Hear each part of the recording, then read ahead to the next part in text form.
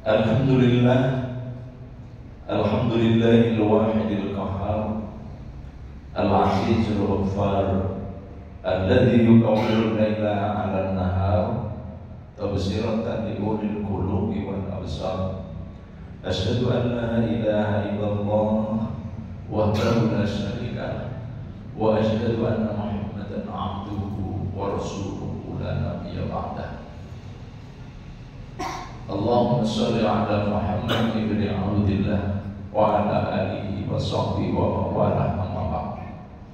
Hadirin wal hadirat, bapak-bapak, ibu, adik-adik, muslimin, muslimat, mukminin wal mukminat, sholihin wa sholihat, jamaah Masjid Al-Muhtadin ingkang dipun rahmati Allah Subhanahu wa taala lan ingkang kula hormati. Alhamdulillahirabbil alamin. Puji syukur monggo boten bosen-bosen terus tansah kita aturaken boten ngarsanipun Allah Subhanahu wa taala memasuki hari yang keberapa Pak Muslim tadi? 9. Kok bisa Pak? Lah kok ujung-ujung mau sama ya Pak ya? Padahal rasanya itu kok ya lagi ini tiba-tiba 9 hari, ya Allah. Ala kulli hal alhamdulillah kita sami dalam keadaan sehat ya Pak. Sehat. Ibu-ibu sehat Bu? Alhamdulillah. Monggo terus nyuwun ing ngarsanipun Allah Subhanahu wa taala. Mugi-mugi kita sami tansah pinaringan nikmat sehat. Ini yang pertama ya, jalaran yang boten sehat wong lara itu buka nanti ya. Mugi terus tansah pinaringan nikmat sehat, tansah selalu dalam lindungan Allah Subhanahu wa taala, sehingga hadirnya Ramadan tahun ini benar-benar ya mampu mengantarkan kita menjadi hamba Allah Subhanahu wa taala yang benar-benar la'allakum tattaqun ya. Di beberapa tausiah di masjid sudah bolak-balik disebut pilih nama Syahrul Ramadan itu salah satu di antaranya adalah Syahrul Maghfirah. Yang kaitan tampaknya belum terurai ini. Kalau melok-melok kalau neng letar ini mau pas jam. Jadi Ramadan itu adalah bulan ampunan bapak-bapak, ibu-ibu.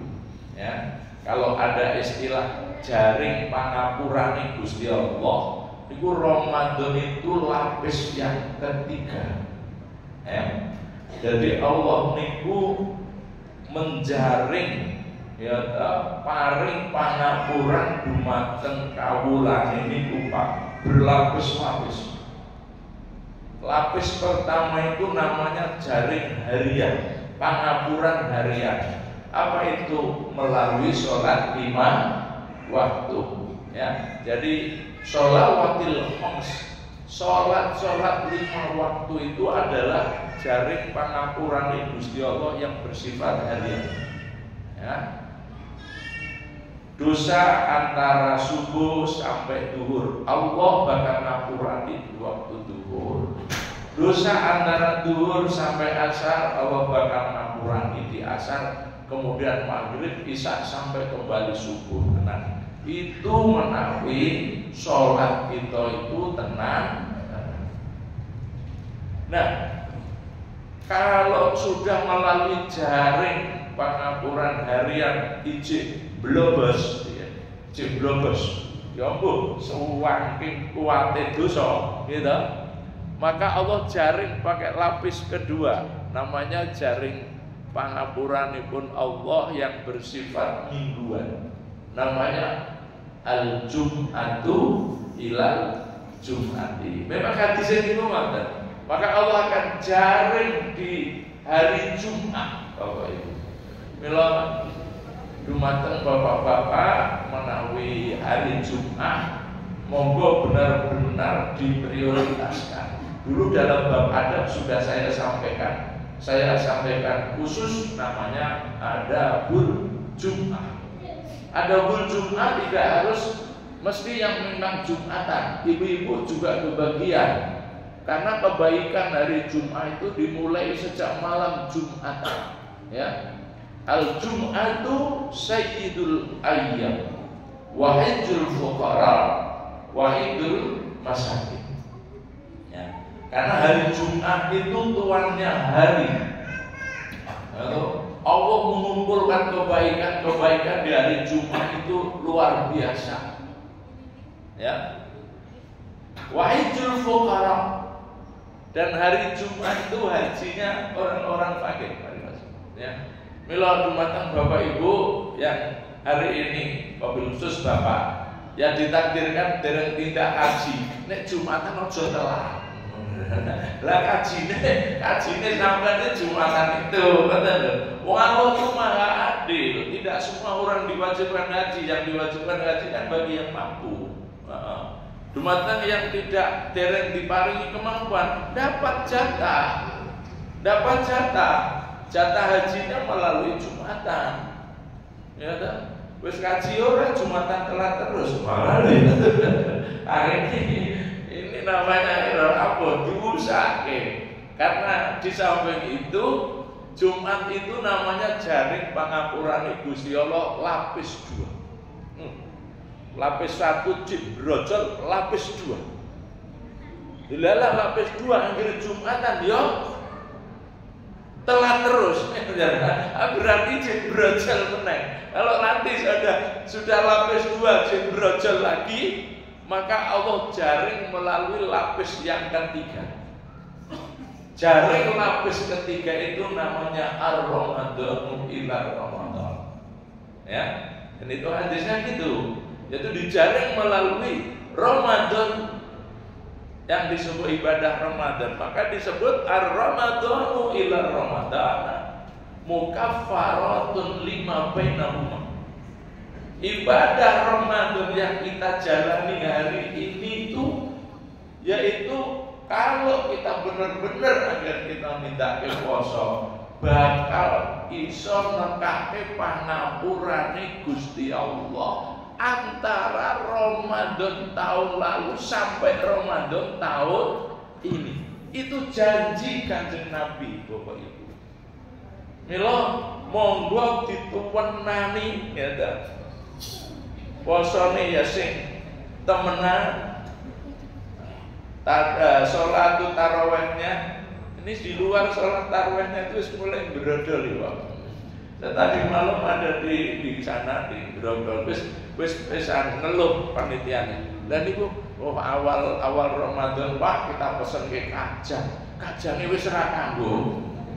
Karena jero masjid tok. Baru malam ke-9 tadi malam Pak.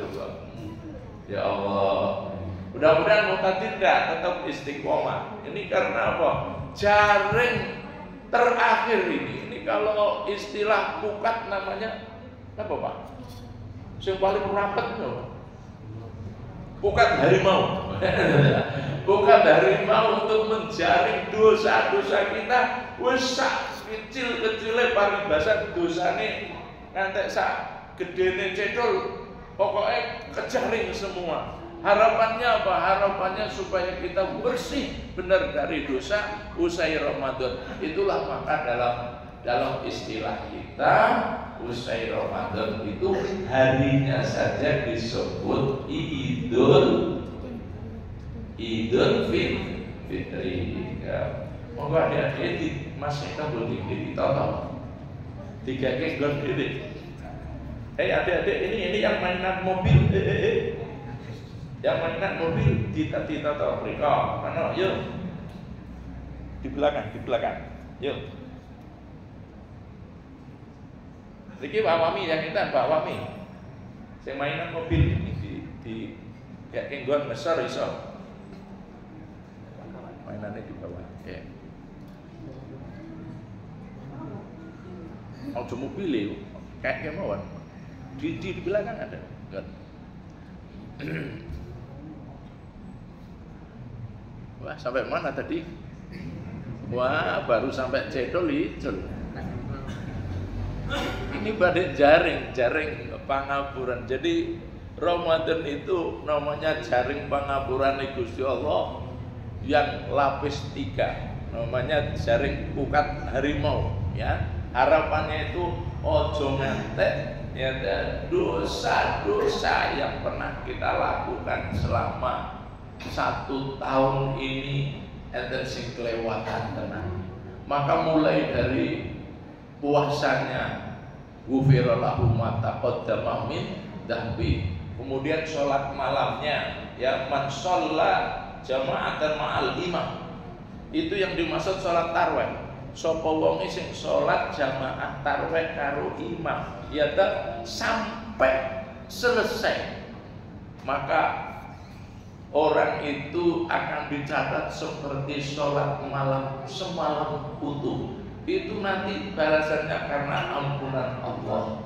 Kemudian tadarus Al-Qur'annya, Allah bakal mampurani ya, dan melipat gandakan kebaikan dari Al-Quran yang kita baca ya, bukan saja per ayat tapi per huruf. Coba per huruf. Kalau hari ini kita sudah khatam dan mestinya khatam ya, saya target minggu pertama khatam, alhamdulillah khatam ya, karena berarti karena ngitung hurufnya itu kalau kita hitungan. Al-Quran itu terdiri 10 berapa mas? Al-Quran itu menurut Imam Syafi'i jumlah hurufnya ada 10.027.000. Nek sampean ra percaya manghitung dhewe. Hitung dhewe saka ngarep. Imam Syafi'i wis itu sampai kaya ngoten. Nek kita sakit khatam sekali berarti bayangin ya, satu huruf dicatat 10 huruf kalau dibaca di bulan Ramadan, berarti wah ping 10 wis manghitung dhewe. Wah niku harapannya itu adalah apa? Kembali lagi pangapuran. Bapak Ibu ingkang kula hormati, mengapa? Nah ini sekarang masuk tema. Mengapa ibadah yang sebesar ini namanya Ramadan? Karena Ramadan itu ibadah paling besar, Pak. Ya, kalau kita ibadah sholat itu paling lama berapa menit? Nek imamnya suraji, ono dua banget nek imamnya. Nah, paling ya 5 menit, ya Pak ya, 5 menit. Haji itu cuma 4 hari, itu sudah nafar sani. Kalau pakai nafar awal cuma 3 hari haji itu. Lu kok 40 dino Pak? Sing 36 piknik. Sing 36 itu piknik. Jadi hajinya hari haji itu cuma 4 hari. Pak Nasrani cuma hari itu Arafah, wukuf Arafah tanggal 9, kemudian kita nanti habis di Mina. Kalau nafar sani 3 hari, nafar awal tinggal 2, jadi jumlahnya cuma 3. Lah Ramadan itu sesasi berdedet. Ibu-ibu setengah jam, setiap setengah 3 wis tangi ya Bu ya. Alhamdulillah. Terus oleh rampung tadarus nek kene jam 10 coba utuh itu selama 1 bulan. Tapi apa? Harapan utamanya adalah maghfirah, yaitu ampunane Gusti Allah. Bahasa bebasnya, harapan utama dari Ramadan itu yaitu kanggo ngresiki awake dhewe saka dosa. Ya Allah, kok sampai seperti itu? Sebabnya apa? Mengingat betapa bahayanya dosa dalam kehidupan manusia. Menilainya dumateng awake dhewe ibu-ibu, ya toh, akan bahayanya dosa dalam kehidupan manusia. Apa bahaya dosa itu? Bahaya dosa itu bapak-bapak, ibu-ibu, ya. Ini rampung gak nanti targetnya? Tak wocok dhisik. Ini banyak di dalam kitab-kitab klasik. Bahaya dosa itu yang paling utama ada 5. Mungkin mau tambahin juga itu. Ya. Yang pertama, dosa itu adalah sumber masalah. Padahal urip ki yo nek iso yo aja sampai kokean masalah. Maka caranya apa? Mari kita bersihkan dosa kita. Siji, dosa itu sumber masalah. Nomor kalih diwaca sik. Engko nek mulih umpama ora kecantol kabeh wis kelingan judule. Yang kedua, yang namanya dosa itu penyebab datangnya bala. Bala itu bahasa kitanya musibah. Penyebab datangnya musibah. Yang ketiga, bahaya dosa itu adalah dosa itu penyakit. Ya. Apa, Ibu? Dosa itu apa?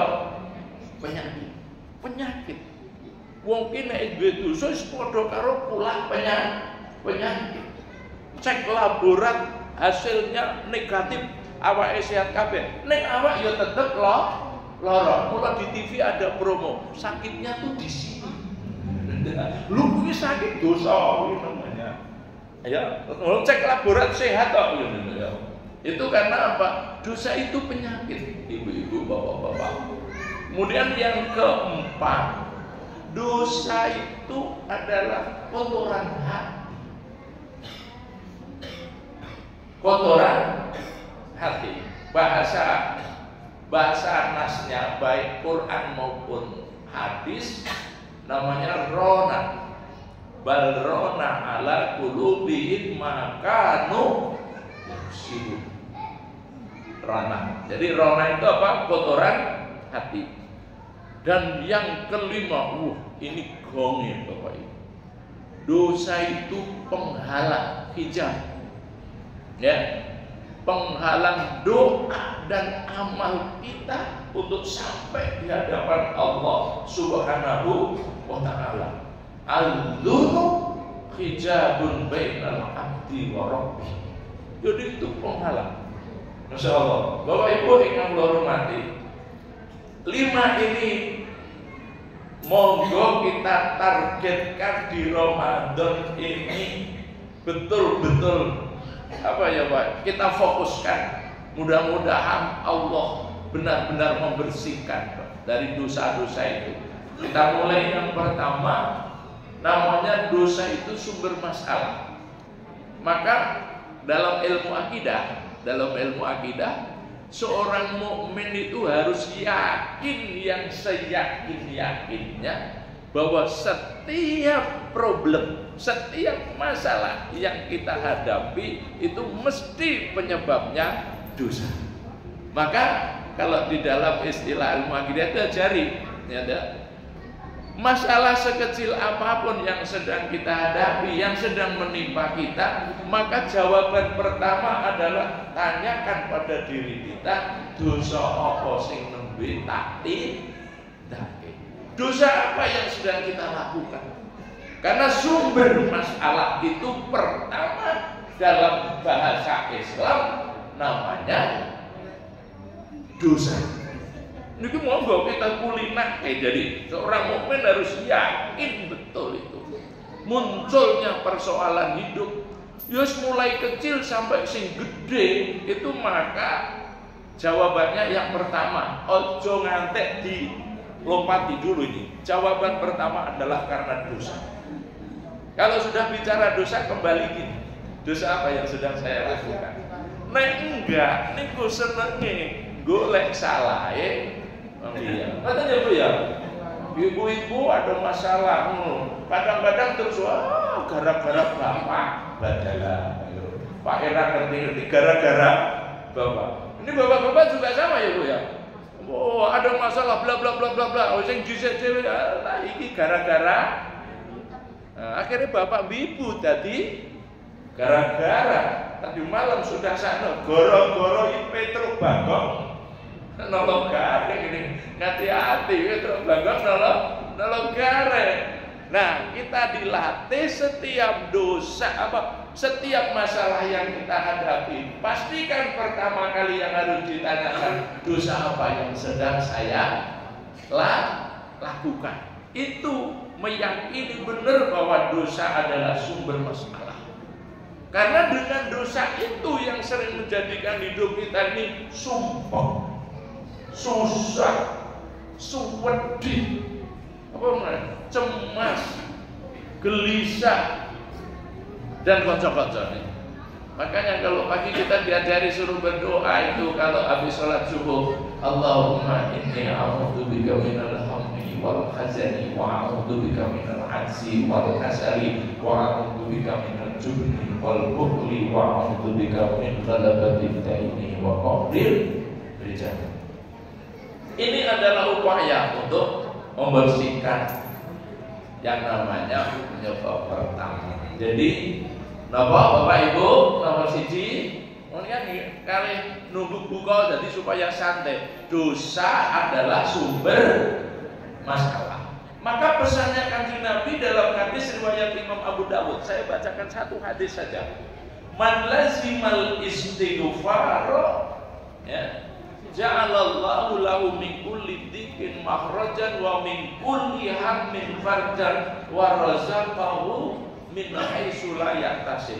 Ini hubungannya istighfar dengan problematika hidup. Hadis ini jelas banget Bapak-bapak, Ibu-ibu. Man lazimal istighfar, lazim sudah menjadi bahasa kita. Lazima, yulazimu itu kalau dalam kamus bahasa sampai maknanya aujaba yujibu, mewajibkan. Man lazimal istighfar, sapa wonge sing gelem wajibake marang awake untuk terus beristighfar. Sebab awake dhewe nek ora diwajibke, sok-sok ya ora gelem. Boleh, itu dalam Islam boleh mewajibkan diri sendiri. Itu baik sekali Bapak-bapak, Ibu-ibu.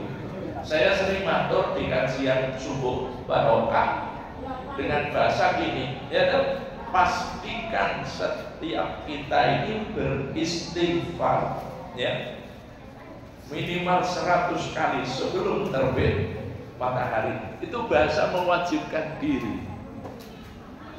Sing wajibke awake dhewe, sing diwajibke ya awake dhewe. Itu ngulinane bahasane niku ngoten lho, Pak, ya. Ya. Pastikan kita sudah beristighfar 100 kali sebelum terbit matahari. Ngono ki nek sing bantah barang. Lah memangnya apa panan nek bar wis terbit matahari? Biasanya sampean wis bar terbit matahari wis ra kelingan istighfar, sing dieling nyambut gawe. Ngoten ya Bu ya. Ibu-ibu kalau sudah yang namanya habis subuh, wis dari tetek sampai bengek kan istighfar wis ora sempat lagi. Lah itu namanya lazimah. Mengharuskan. Sapa wonge sing gelem ngulinakne mewajibkan dirinya untuk selalu beristighfar kepada Allah Subhanahu wa taala, maka di situ janji-janji itu adalah solusi dari sebuah masalah. Ya. Ja'alallahu min kulli dhikin makhraja. Allah bakal paring penghibur dari segala kesumpahan. Ya. Allah bakal paring penghibur dari segala kesusahan. Itu namanya ja'alallahu min kulli dhikin, ya, makhraj wa min kulli hammin farjan. Dan Allah selalu akan membukakan pintu keluar, solusi dari setiap persoalan yang dihadapi. Ini. Kemudian yang ketiga namanya warazaqahu min haitsu la yahtasib. Ketiga jawaban ini adalah solusi sebenarnya dari yang disebut apa? Masalah. Solusinya apa? Istighfar. Penyebabnya apa? Dosa. Ini Bapak Ibu. Ini ya. Jadi itulah yang pertama. Nah, yang kedua sekarang. Ini udah 39. Pokoknya saya yang cabut. Yang kedua tadi apa Pak? Dosa itu apa itu yang kedua? Alah, dek mau nampak saya kira lali. Burung mulai lali itu sudah. Napa Bu? Alhamdulillah jadi dosa itu penyebab datangnya musibah. Seorang muslim harus yakin betul bahwa segala bentuk musibah dari yang terkecil sampai yang gede, maka jawabannya adalah dosa apa yang sedang kita lakukan. Ini sudah menjadi tradisi para ulama. Bahkan pertama kali yang memberi contoh yaitu Umar bin Khattab radhiyallahu anhu. Negeri Islam itu pertama kali mendapat musibah yaitu pada kepemimpinan Presiden Umar bin Khattab. Pada masa Kanjeng Nabi alhamdulillah aman. Pada masa Abu Bakar As-Siddiq alhamdulillah aman. Pada masa Umar bin Khattab negeri Islam pertama dilanda musibah yang berupa apa? Gempa. Madinah dilanda gempa yang sedemikian dahsyat. Apa yang dilakukan oleh Umar bin Khattab? Membikin dapur umum? Oh enggak. Sebagaimana yang sering kita lakukan. Oh sing kebanjiran cek kelenger, ono wis dhisik-dhisik anggere bangsa kon gawe dapur umum suwenenge. Kenapa? Turane oke. Nah memang anggere bar kena musibah do panen kok malah. Gitu. Mau bikin apa? Tenda umum. Oh, Umar bin Khattab tidak. Ketika terjadi gempa maka ia perintahkan ajudan-ajudannya untuk mengumpulkan seluruh umat manusia di tanah yang lapang. Kemudian setelah kumpul gini, lalu Umar berkhutbah. Khutbah paling pendek dalam sejarah Umar bin Khattab. Saudara-saudaraku, dosa apa yang sedang kau lakukan? Ukur menurut baik. Dosa apa yang sedang kau lakukan? Kenapa? Karena tidak mungkin akan ada musibah kalau bukan karena dosa. Itulah kemudian munculnya sebuah istilah manazalal bala illa bidzanbin wa ma rufi'al bala illa bitaubatin. Ada yang menyebut hadis, saya nggak ngerti riwayatnya, istilah saja. Itu paling populer. Manazalal bala illa bidzanbin. Nggak pernah akan ada bala, nggak pernah akan ada musibah kecuali kelantaran dosa. Dan tidak mungkin bala itu terangkat kalau bukan karena istighfar. Mana jalan bala illa bidzanbin wa ma rufi'al bala illa bitaubatin. Itu indah sekali Pak. Ungkapan itu didasarkan firman Allah Subhanahu wa taala dalam surat Al-Anfal ayat 33. Ya. Wa ma kana Allahu liyu'adzibahum wa anta fihim wa kana Allahu mu'adzibahum wa hum yastaghfirun. Allah enggak mungkin akan menurunkan adab selama Kanjeng Nabi masih ada di situ. Maka ketika Rasulullah masih di Mekah enggak akan ada. Karena masih ada Rasul. Ini sudah distempel oleh Allah Subhanahu wa ta'ala selama Rasul masih ada. Nah, kemudian bagian kedua, Allah tidak akan menurunkan adab selama masih ada orang-orang yang mau beristighfar. Milo, mari kita perbanyak istighfar. Itulah kemarin ketika pandemi munculnya istilah yang sangat populer sekali. Dosa itu adalah sampah. Dosa adalah sampah. Kemudian musibah itu adalah apa? Mungkin Pak Sufron kan muter meneng. Dulu sudah saya sampaikan. Ya, ada dosa itu sampah. Dosa itu sampah.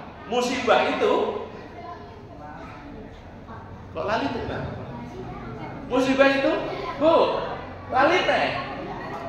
Alah dondono apa salah, duku cilik-cilik, goblok apa nyanda. Napa? Krungu sithik-sithik lho, sithik-sithik akhirnya lali. Ya tak?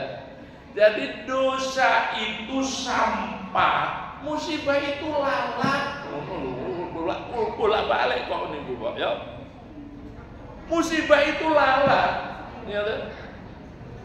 Kalau ada di rumahku, ada lalat di rumahku, ya kan? Ada lalat di rumahku. Apa Bu jawabannya? Ayo, kok oke lalat sebabnya apa? Sebabnya saiki nek omahe dhewe oke lalere diguwebuki apa omahe diresiki? Salah kita kemarin di situ. Kita suruh wae ini beli ini. Itu podo karo kon nguber-uber laler, oleh gebuki sampai duengkleken tangane. Ning sampahe ora di gua, gebuk ana sampai jengklek tanganmu, ya toh. Akan terbunuh 1000 lalat tapi akan datang 2000 lalat. Dosa itu adalah sampah. Sementara musibah itu hanya lalatnya saja. Ora usah kita semprot, ora usah kita gebuki sampai diresiki lalere minggat ngono ya. Udah. Ini karena nggak ada sampah, nggak ada lalat. Coba. Begitu, Pak.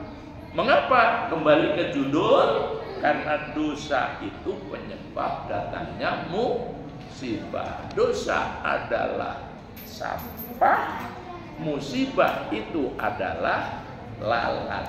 Lah Allah menghadirkan Ramadan itu sampai disebut Syahrul Maghfirah, harapannya untuk membersihkan umat manusia ini dari dosa-dosa.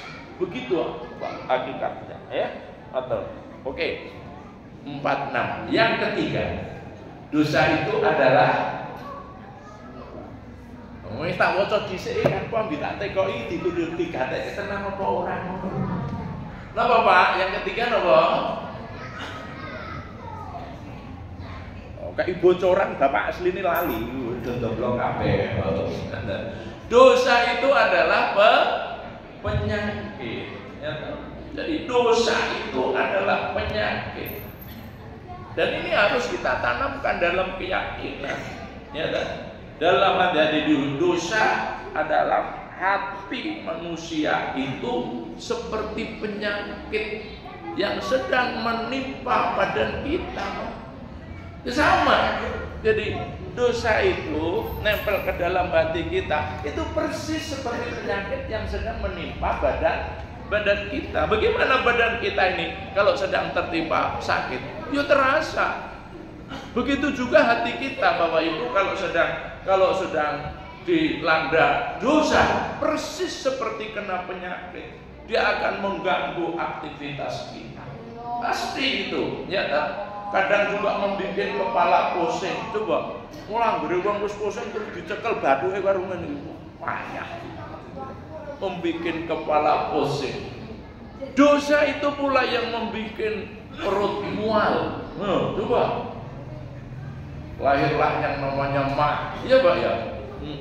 Angger kena mah terus ngene, wah iki sampeyan sambel ora. Itu efek saja karena sambel itu. Awalnya adalah karena di sini masalah dosa, membikin perut mual, ya, membikin badan letih, biasanya energik terus lemes. Itu dosa. Bahkan kadang-kadang membikin sulit tidur. Kenapa? Mulai nek sing angel turu aja cocok critake. Nek bar ngaji ngene kok konangan. Wah, wayah aku ndek bengi ra iso turu. Ayo dosamu. Nanti konangan. Aja critake ya Bu ya. Itu bikin sulit tidur. Bahkan ada yang paling remek ya toh. Dosa itulah yang membikin namanya hilangnya nafsu makan. Itu maling-maling berdasi ada bingung layar mangan, ini padune enggak nafsu makan gitu. Saya tuh sering dengar cerita teman-teman yang sibuk kerja di kantor itu katanya kadang-kadang sampai jam 10 belum sempat sarapan. Teman-teman kita Jakarta loh Bang, berangkat dari rumah ke kantor itu kan kadang-kadang sebelum subuh supaya nggak telat. Jam 8 masuk kantor terus uya-uyaan langsung kerjaan sampai jam 10 huruf sarapan, wow, akhirnya hilang nafsu makan. Itu tanda-tanda banyak sekali. Jadi kenapa? Karena dosa itu penyakit.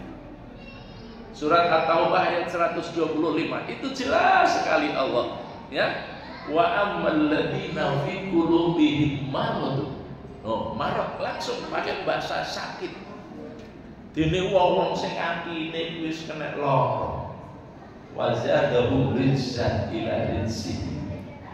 Mula bakal tambah dengan dosa, dari dosa ke dosa, dari dosa ke dosa. Cuma terus, karena dosa itu adalah penyakit. Masya Allah. Milo, Ramadan dihadirkan adalah solusi untuk menyembuhkan. Tadi loh Pak Bu yang saya bilang sakitnya tuh di sini, sakitnya tuh di sini. Orang nek obatnya nenggon apotek, orang nek dokterin sing iso ngobati. Lho doktere dhewe ya lara. Doktere dhewe ya lara. Lah obatnya apoteknya di mana? Di masjid.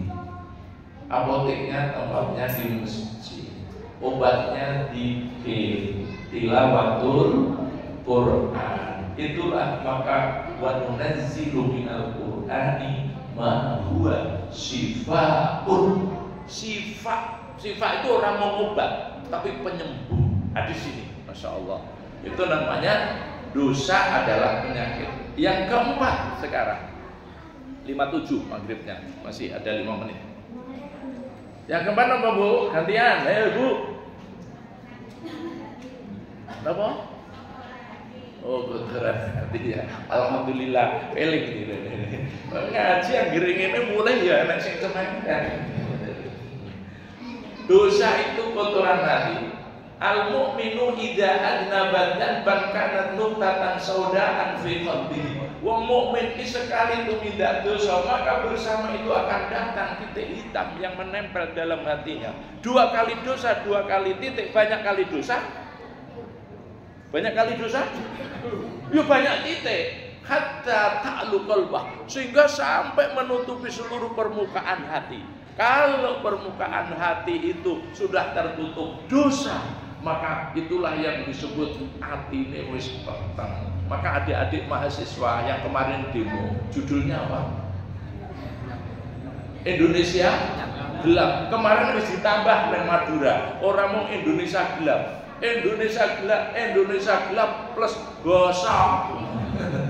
Setelah kasus pertama, karena tertutup, hatinya sudah tertutup oleh yang namanya dosa. Hatta ta'lu qalbah, sampai tertutup semuanya. Hati itu kalau sudah tertutup akan menjadi apa? Gelap ati dadekke gelape kabeh sing enek nggon awak. Wong kene atine peteng, mripate yo dadi peteng. Ya, wi duwite sapa ya Allah. Rakyat arep tuku bensin lali ra nggawa barcode sida ra diwehi. Terus ora ngajar itu kecah kaya ngono. Masya Allah, saya yakin wong ngono wis ora bahagia. Kita wis ora iso turu saiki. Ya. Kurang ajar kok kaya ngono coba. Saya tuh sampai di mana-mana sering tanya, hitungan itu kalau habis triliun namanya apa? Wah, gek krungu kula ngono. Ora hitungan 3 triliun apa jenenge? Ora ngerti sampean. Ora apa Pak jenenge? Alah dadak gawe-gawe wis sing klalekno wae. Ayo dulu tuh dengar jutaan miliarder sebutannya. Sekarang itu triliunan ora laku toh coba. Indonesia gelap, orang mau gelap, gosok mana tambahin. Kenapa?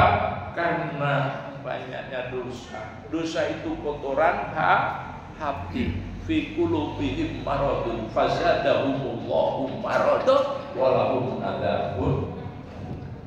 Ya Allah, ngoten. Ngeri tenan. Maka melalui Ramadan yang mulia ini, monggo kita katakan agar kita istighfar dan yakin wa makaru wa makarallah wallahu khairul makirin. Kita tetap yakin bahwa Allah punya skenario yang terbaik.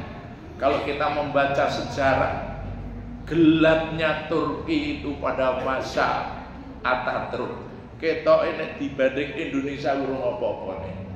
Tapi tiba-tiba muncul seorang kawan yang namanya ya wis ngono kuwi Gusti Allah. Alhamdulillah pas yang terakhir dosa itu penyebab tidak diterimanya amal dan doa. Alhamdulillah, mungkin Bapak Ibu ya kita sami terus pinaringan kesehatan sehingga tetap semangat dalam melaksanakan Ramadan. Harapan saya dari Mukadin sebagai pengurus masjid, ampun ngantos bleret nggih Pak, salat tarawih. Bu, Pak, semangat tetap. Yang kedua tadarus. Ini tadarusnya tak itu wong iki ora karo tahun wingi kok bleret gitu. Monggo Pak, kembali kita tadarus kita di masjid, monggo bimbar tarawih. Nek ngelak insyaallah Pak Lani oleh godhok wedang mangke bedio kae. Bermalam ngantek turah niki. Berarti sing tadarus kirang banyak. Mari kita tingkatkan ya kebaikan-kebaikan di Ramadan. Semoga Allah menghadirkan ampunannya sehingga kita akan dibebaskan dari segala belenggu kehidupan. Sekian ya, subhanaka Allahumma wa bihamdika asyhadu an la ilaha illa anta astaghfiruka wa atubu ilaik. Allahumma laka sumna wa bika amanna wa ala rizqika aftarna bi rahmatika ya arhamar rahimin. Walhamdulillahirabbil alamin. Assalamualaikum warahmatullahi wabarakatuh.